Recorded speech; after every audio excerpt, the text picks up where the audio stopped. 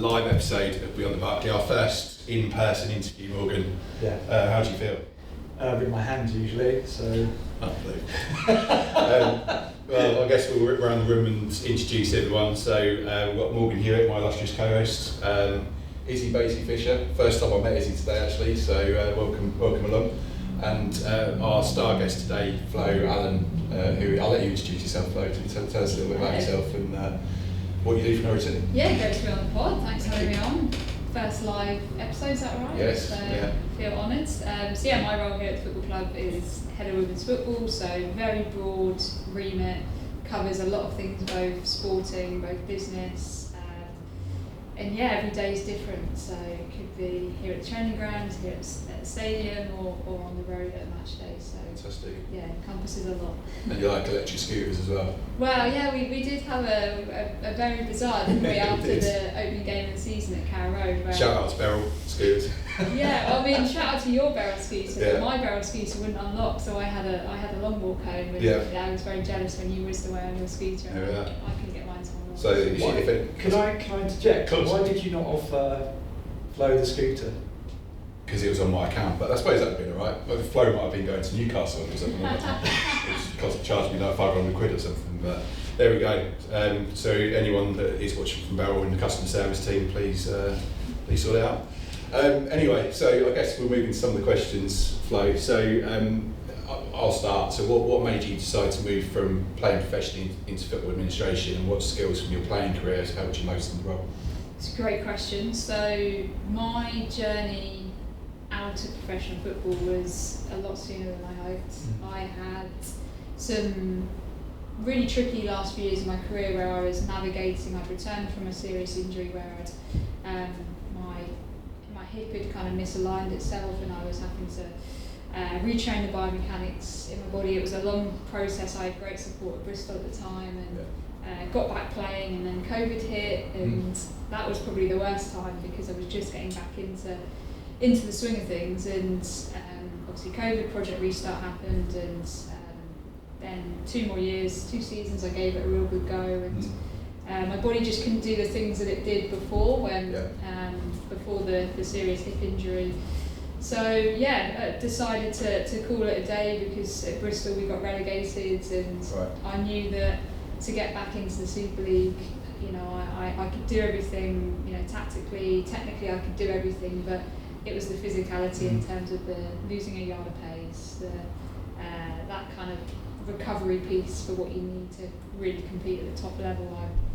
Unfortunately, my body sort of, you know, wound up quite early with it. So yeah, albeit it was frustrating and one that I didn't want to happen when I was 22 years old. I had 7 years, just about 7 years at Bristol, 7 seasons there that I thoroughly enjoyed, and it unlocked so many doors for me. Managed to, I think I racked up just under 90 appearances for Bristol in the Super League, and then the last season in the Championship, a handful there as well. And managed to captain my country at England youth level. So all of these excellent experiences that stood me in a really good place to think, you know, what if retirement comes early? And it was never at the forefront of my mind, but unfortunately retirement did come early, and I'd always had one eye on, you know, what next, what if.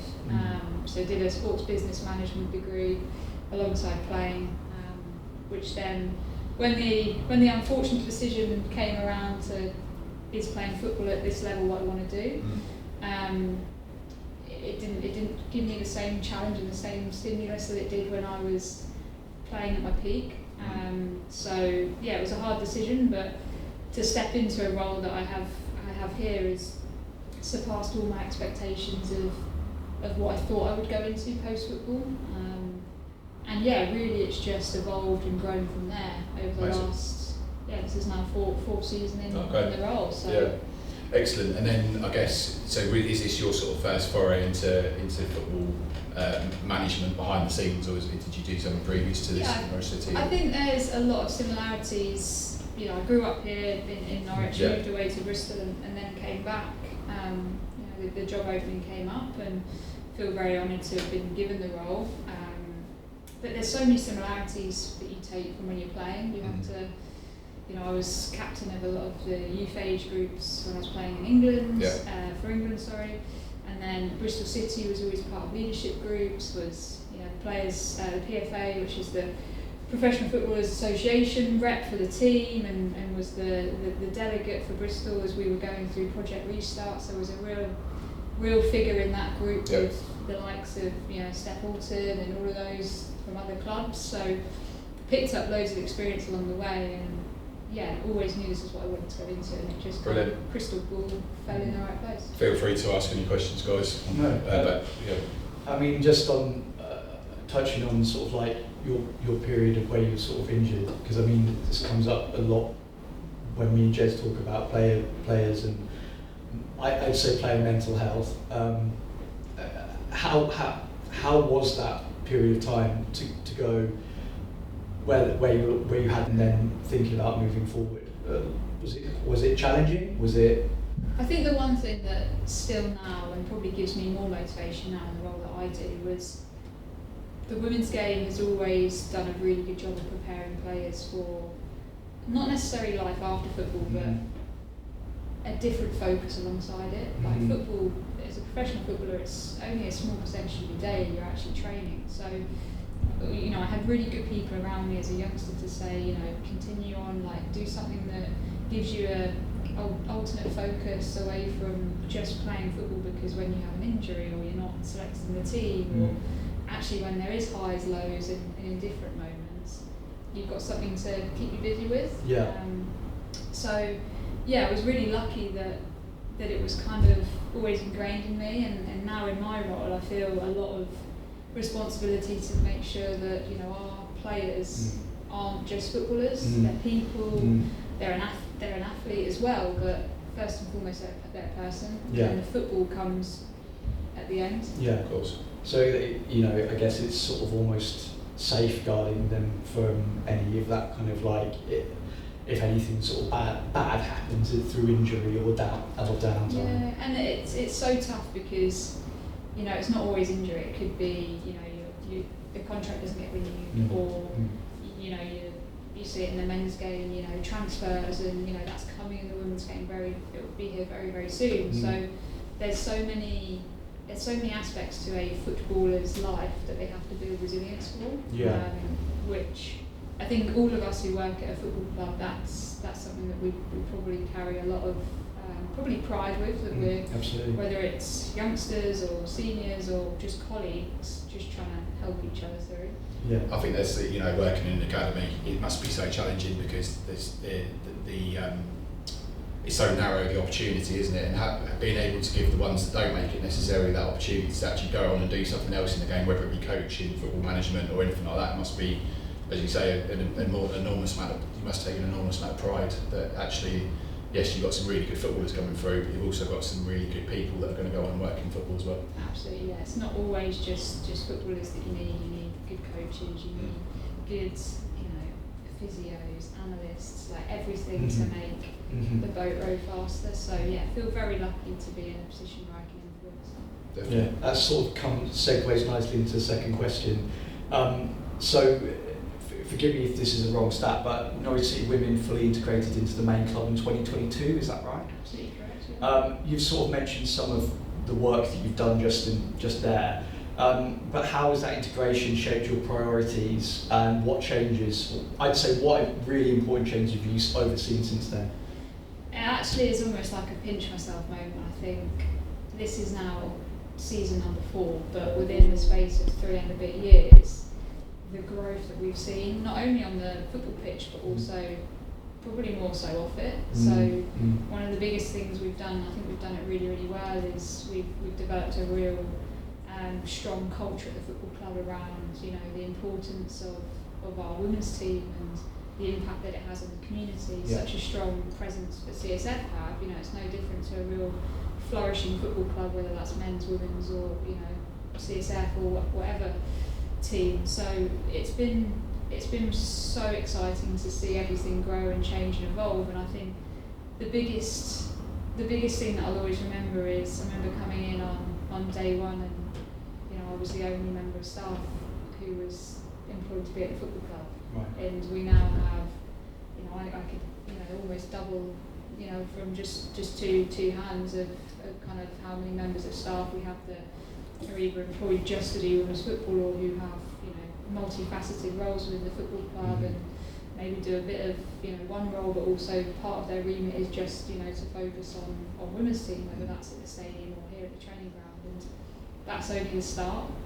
That's the exciting bit is, you know, we've still got so much more to do. We've only just looked at our women's team. We'd love in the future to have more teams underneath, but again, it's like a start-up business. Do things too quickly. The foundation underneath can't support it. So it's a real fine balance, and we're also trying to win games on a Sunday as well. So of course. Add that into the mix. It's tough. What do you think has breeded that sort of popularity in the women's game and almost the need and the want to extend the women's offering and girls offering at Norwich City? I think, like on a macro scale, you've got the impact of the Lionesses from 2022. So that really kick-started everything. I think from the moment that Norwich City Women was integrated into the main club was a perfect opportunity because there was a real sonic boom moment of women's and girls football in the country. You know, moved down to 2025 and the Lionesses have won another European Championships, got to a World Cup final in Australia the year after winning their first Euros. So that's really kicked the can on. We see that on a real macro level. I think we have a real unique position because we're the only football club in quite an isolated geographical area, so our impact and reach is huge, and having such a strong foundation allows us to tap into that. And I think that's what's really important is making sure that continues to happen in the future. Yeah, definitely. How do you keep your feet on the ground? Just balancing everything. Honestly, I'm trying to get barrel bikes after games and they won't, or barrel scooters and they won't unlock. So, it's a good question though because there's so many like unknowns that get thrown into things because football isn't straightforward, but also adding, you know, something that's evolving, growing, and developing. It's sometimes you're having to have, you know, maybe a conversation that you think in your head's a real straightforward answer, but you've got to almost see it from somebody else's perspective that might not have understood it, and then sort of bringing them on the journey, and it's actually really rewarding to do that. Yeah, challenging. I think the need and the want of having women's and girls football in the country goes massively, and you would have seen it in your role. And over the last 10 years, for instance, I've coached in the women's game, and you can see the teams in our league in Hertfordshire, for instance, we had maybe 12 at the start, and there's now 4 divisions of 12 teams. So you can see that impact even at adult level, but even at junior level, there's now more girls leagues than there are boys in some instances in some of the counties. So you can see, I think it's really, you know, a great position we find ourselves in this country that's been harnessed really. Izzi, it's time for your question. Big game on Sunday. Big game. How important is it for the women's team to get these matches at Carrow Road, and is there talks of more in the future? Great question. So what I love about our Carrow Road games is that we have always got, you know, upwards of 3,000. The first game we had 7,500, which we put a real big targeted campaign into. But I love the fact that we're inspiring everybody who attends, whether it's granny, granddad, brother, sister, aunt, uncle, whoever it might be, who's connected to somebody attending the game, or just the Norwich City men's season ticket holder who wants to get, you know, just come and support a yellow and green team. But everyone's work that goes into making a game possible at the stadium impacts everything, you know, in being able to inspire, you know, someone like yourself, Izzi, who's coming through in, you know, this media world. You know, you've got positive role models to look at, and, you know, opportunities to get involved. That's a really big thing. I think we have a massive responsibility to ensure that people feel connected to the football club, and games at Carrow is a way we can do that. Would we want more games? Always, because who wouldn't want to play at the stadium? It is a real fine line between getting enough games at the stadium while the weather's still nice. I'm going to say the weather's still nice, but watch it rain on Sunday night.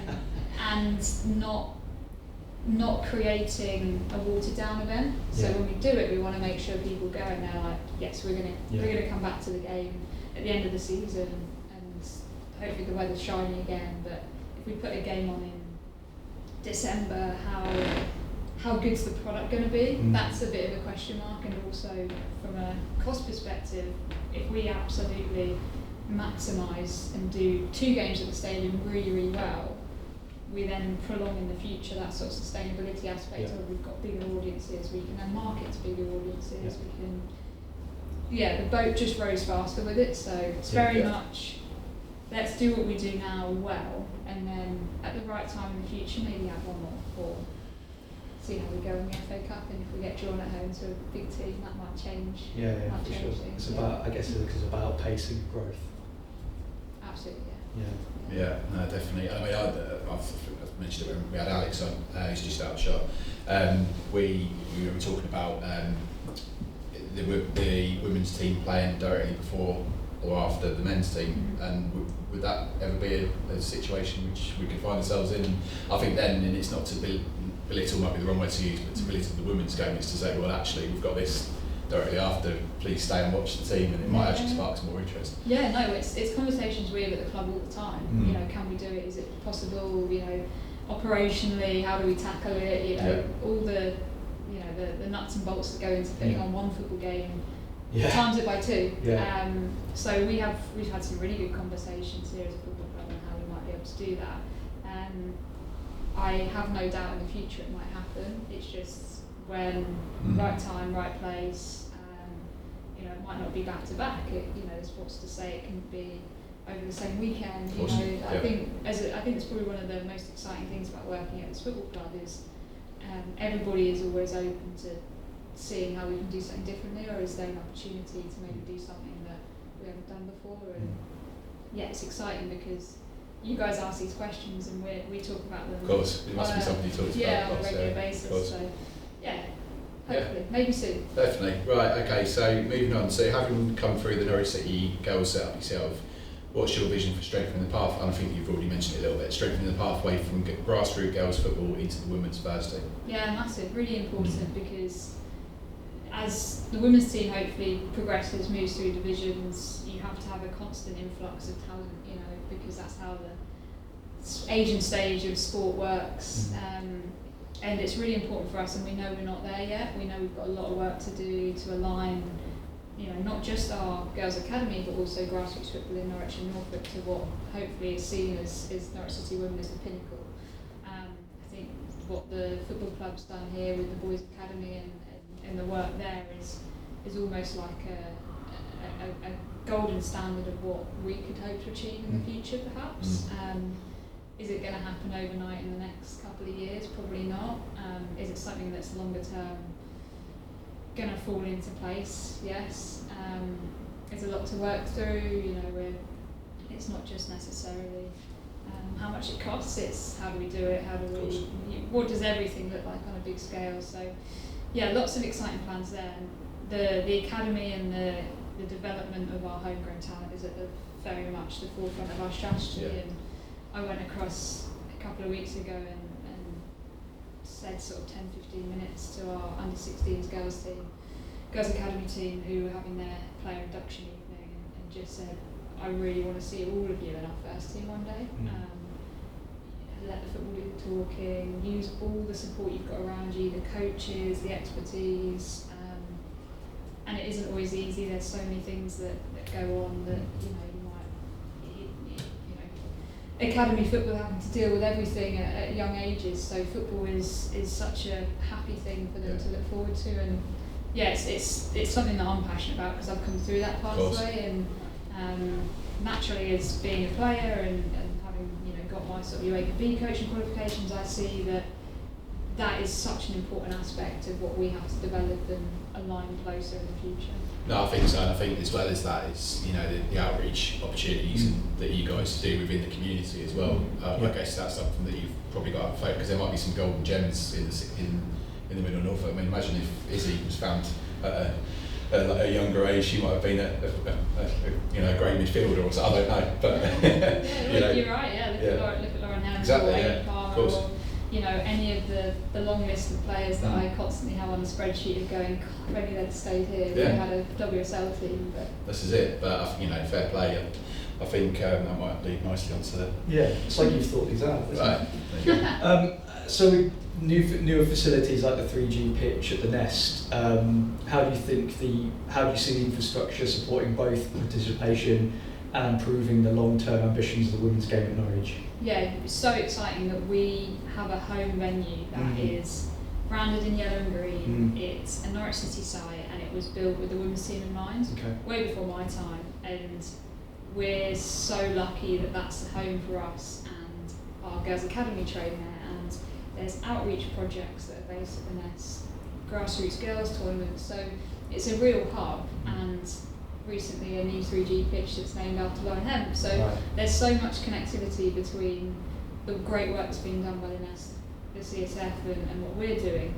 And from a footballing perspective, I think the work we've done over the off-season with Izzi, you probably have noticed the new turnstiles, and there's quite a lot of work that's still to be done. We need to enhance that again. That's just like phase one.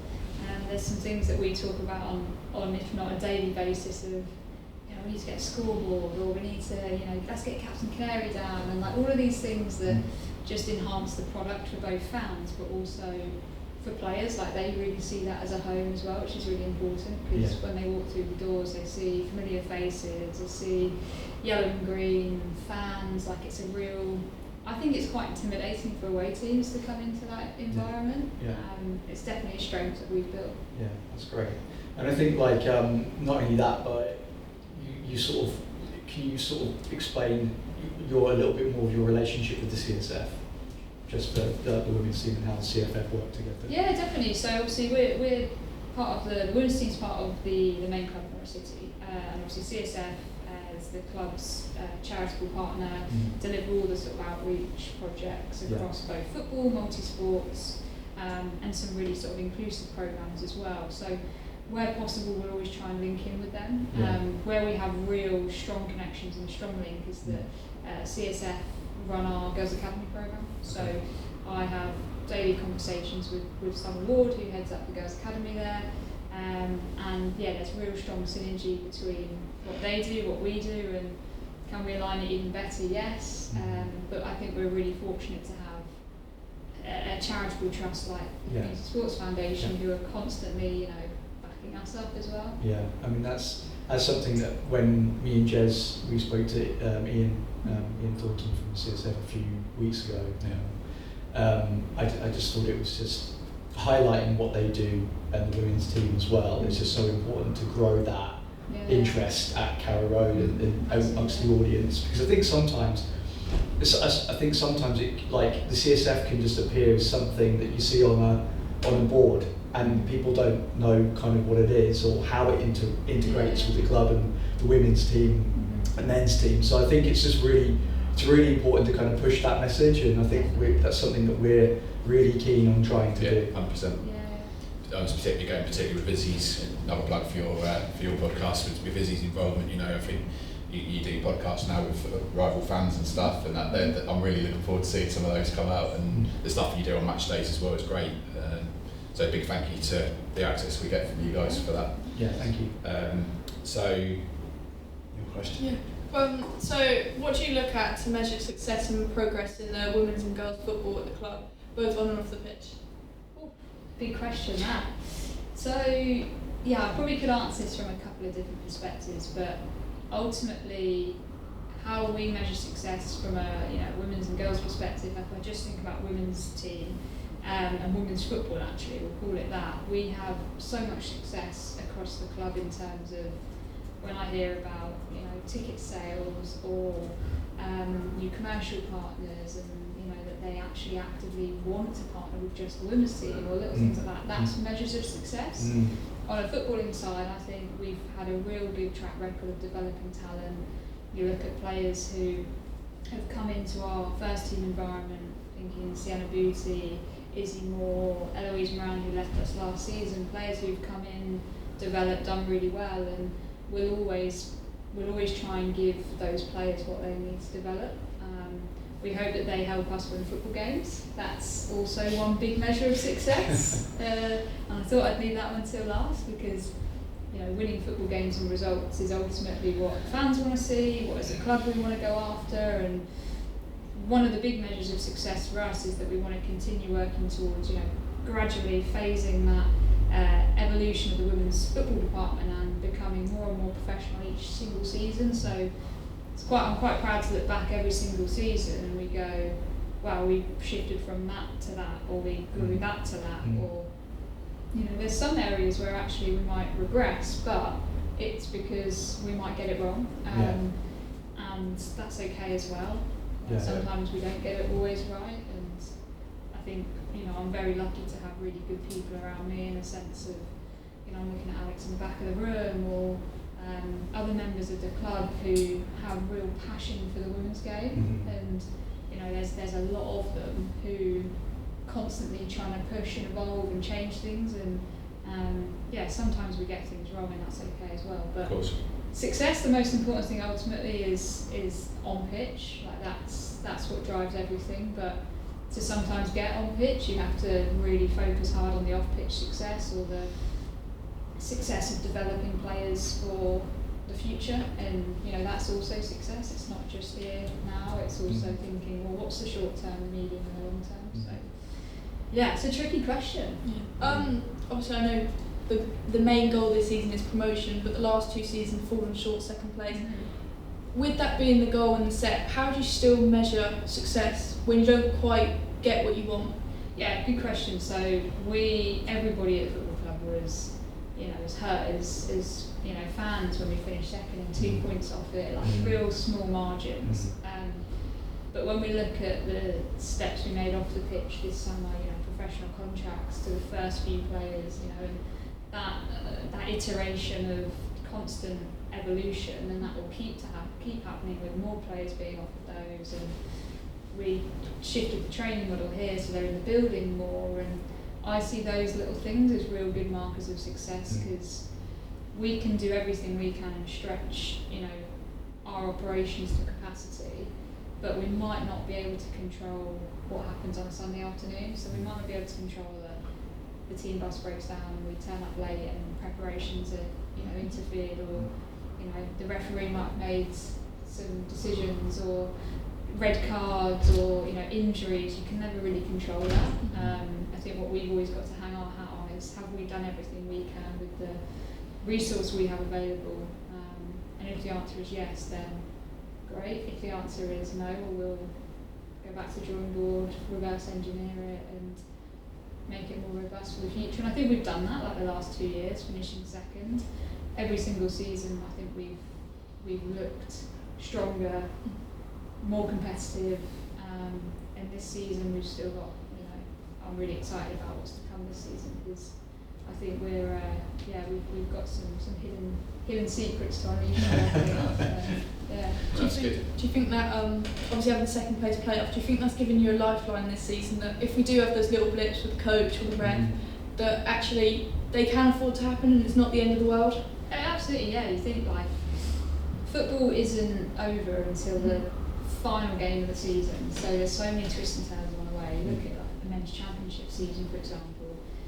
A team could be in the relegation zone for Christmas, but actually could then go and reach the playoffs by the end of April, beginning of May. So there's so many twists and turns in the race. All we can do is just go training session to training session, match to match, and Andy and the coaches work super hard every single day on preparing the players, whether it's with tactical information, technical detail, the physios, getting the players in a really sweet spot just to go out and maximise everything. So yeah, it's going to give us an extra buffer, but hopefully we won't need it.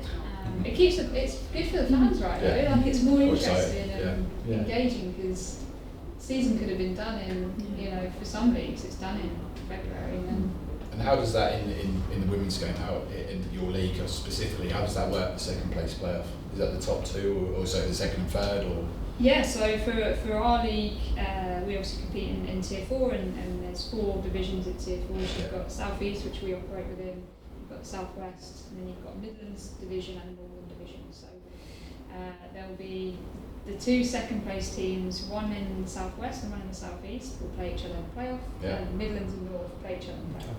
So there'll be 2 additional sides from Tier 4 that go up. I had a piece of paper, I'd draw it right now. No, excellent. And then I guess no, you're right. It's more entertaining for the fans, but hopefully we don't need it. Hopefully we. I've been through enough stress these last couple of years. Although that was going to be my question to you then, Izzi. I mean, obviously you have followed the team for a number of years, and from a fan's perspective, how do you think the team's progressed? And is there anything that you want to relate to that to Flo? Well, I think you've covered it pretty well. I think the progress has been phenomenal. I think the first year, obviously, when Wimbledon went up, I thought, yeah, I'm not mad to come second. It wasn't like, oh, this is just the worst thing. But last year, obviously, was pretty much a bit of a disappointment, wasn't it? But obviously, after a good run in the cup and stuff, it sort of was inevitable when the injuries came in. But I think the progression's been great. Obviously, professional contracts. You see, there's a lot more media coverage, I'd say. Everyone knows a bit more about the team, the players. And I think it's progressed pretty well. What would you like to see? Oh, You could, with a crystal ball. oh, you put me on the spot here. Do you want to swap chairs? Yeah. I don't know. I like how it is at the moment, to be honest. Promotion would probably be the best bit. Yeah. I think we're all yeah. singing for I that mean, one. that's already the one, but maybe an extra couple of coaches, they're always quite nice, as long as journey home's a bit hard when we lose against Fulham and things, but no, I enjoy the coach, maybe something like that. Yeah. Because the players do the talking on the pitch, can't change that, but... Do you know what, it's funny you say about the supporter coaches, because it's one of the biggest things that we get asked for, and I think that's the credit of the football club and the fans, is that they want to support us on the road. Yeah. It definitely makes a difference when we turned up at Fulham. I'm looking at Alex now, because I think it was Alex that said to me, "Oh, we've got more Norwich fans than Fulham fans," and that does make a difference. Yeah, that's brilliant. And the fans are great, because when the highs are going, the lows are going, like, always stick with us, because we'll be working really hard in the background. So. What was the Fulham experience like for you? I mean, it must have been like pinch yourself moment, like the girls playing at the Premier League football ground. Yeah. I mean, I probably see it a different way, because I'm like, it's a grass pitch with 2 goals and 4 corner flags and quite a few seats around it, but it is a good experience. It's really tricky to try and sometimes for everybody to take the emotion and the occasion out of it. Like, what's the cliche, play the game, not the occasion, but that's one of the biggest challenges, and we have one of the biggest things that we do really well as a football club is we have in-house psychologists and mindset coaches that we use to prepare the players for situations like that, because there isn't necessarily anything that can prepare them for that other than experiences. And I think Fulham away was a golden opportunity to learn, and I guarantee when we play them at the Nest in, I think it's February we play them, the return leg, that we've got a point to prove, because everybody walked off the pitch probably hurt and knew that we can do a lot better than that. So Definitely. Which is a good thing. Excellent. I mean, that probably leads nicely. It's like we planned this, isn't it? How are you building a strong culture and identity across the women's team and girls program, and what initiatives are helping to achieve that? Yeah, so we've still got lots of work to be doing on this. We want to, like I said earlier, we want to align Girls Academy, Women's First Team a lot closer. The cultural piece is always something that evolves and grows as we grow as well. So I think it will be a watch this space, and I always say to Alex and the media and say that always want people to come and see what it's like, because I think we've got a real supportive culture where players know that they're going to get loads of support, high challenge, but the support's there if they need it.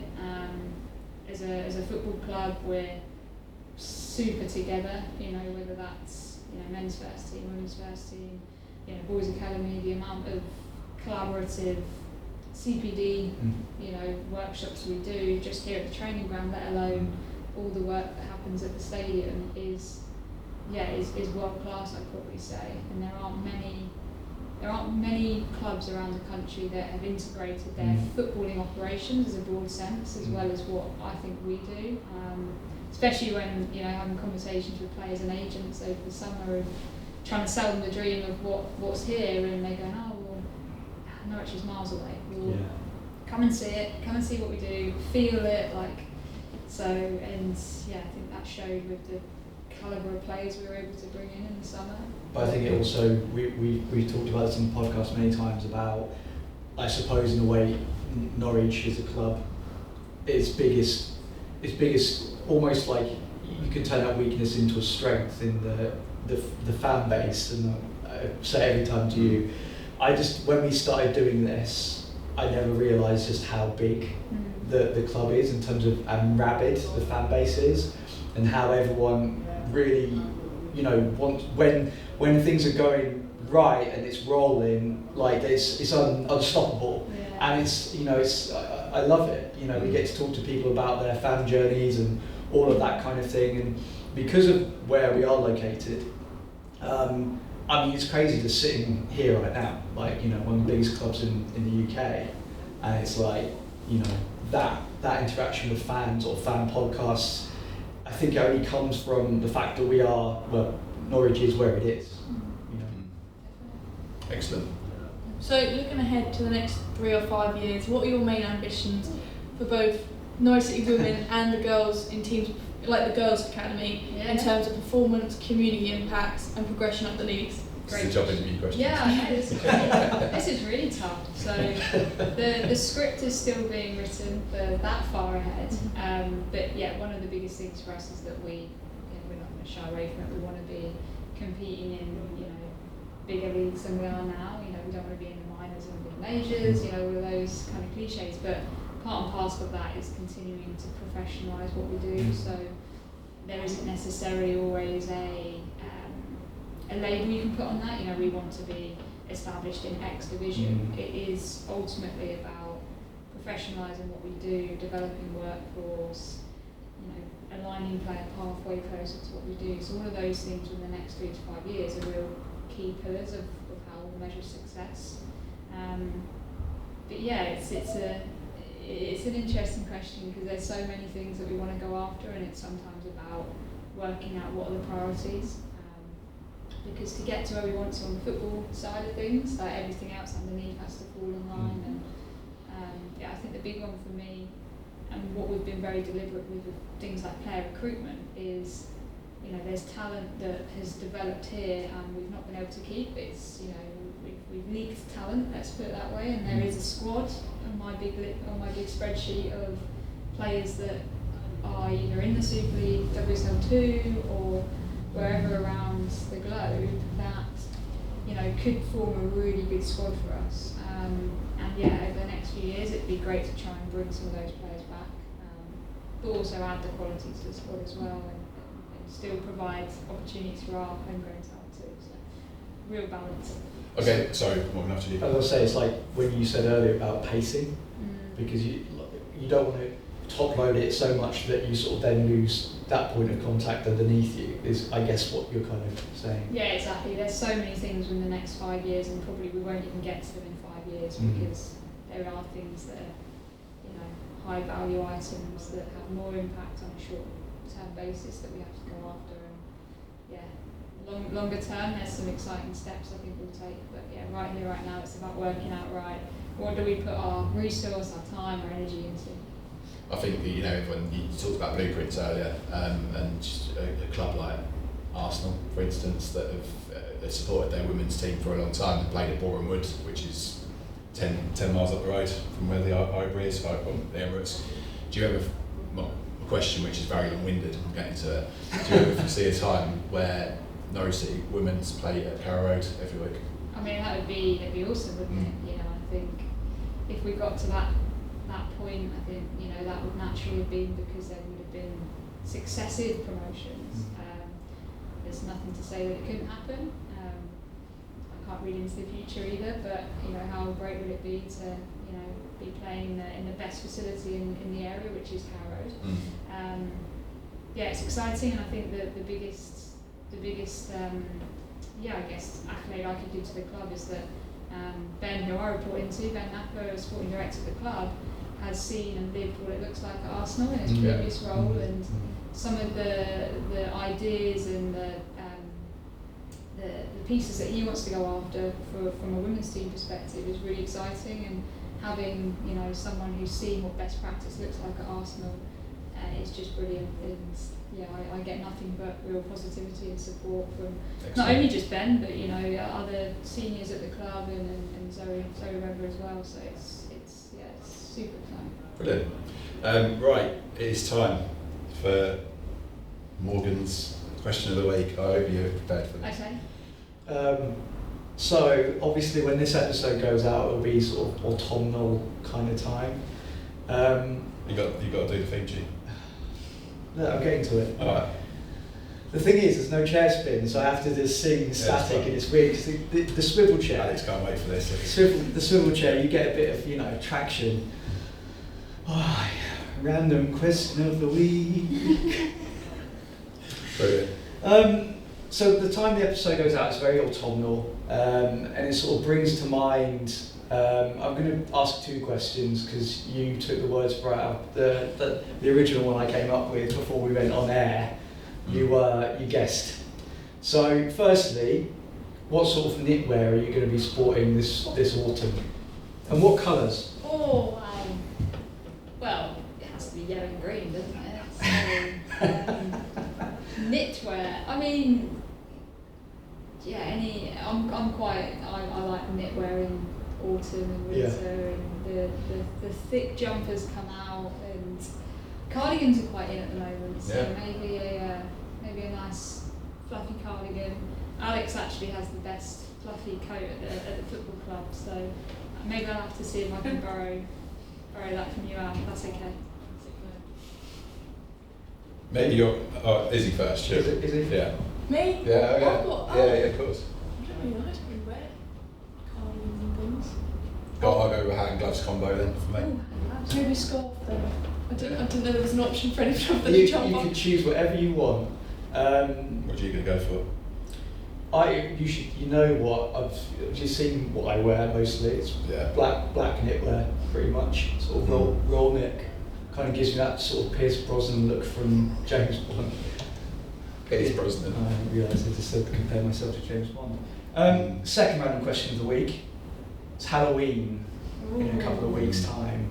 What's your go-to outfit? What spooky wear are you going to be donning? So this was the question that I guessed before we went on. Yeah, and that predictable. Oof. So I'm quite an avid golfer. Right. So I like to say I'm an avid golfer, but very average golfer. So I think just wearing my normal golf attire is probably spooky enough for everybody. When I stand on the tee and it's breezy, there's golden leaves falling because the trees are dispersing, I think that's scary enough. So maybe I'll just rock up with my usual golfing attire and all the gear no idea, and probably enough to scare anybody who stands within 30 metres of the first tee box. Would you mix any sort of like ghost or zombie theme makeup? Some people like to mix that stuff up.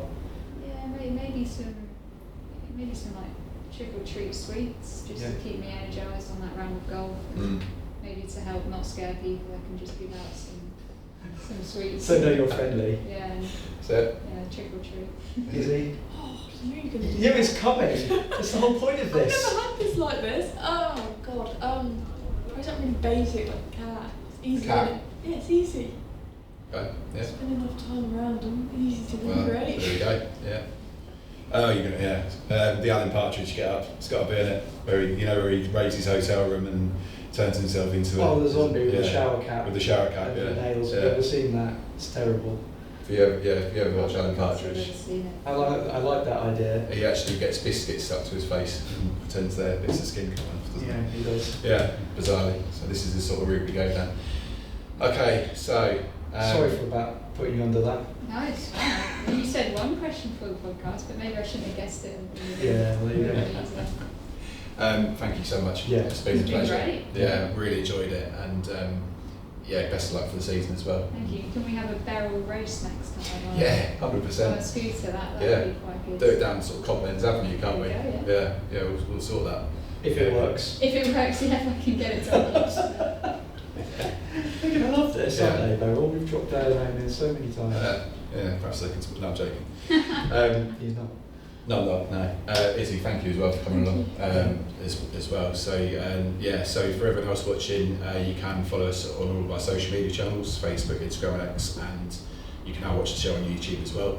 I've been Jez Davies, live, direct from Colney. I love that you remembered to do the ending. Of course, over here. Yeah, of course. I've been Morgan Hewitt. I've been Izzi Fisher. And I've been Flo Allen. Excellent, thanks everyone. Bye. Bye.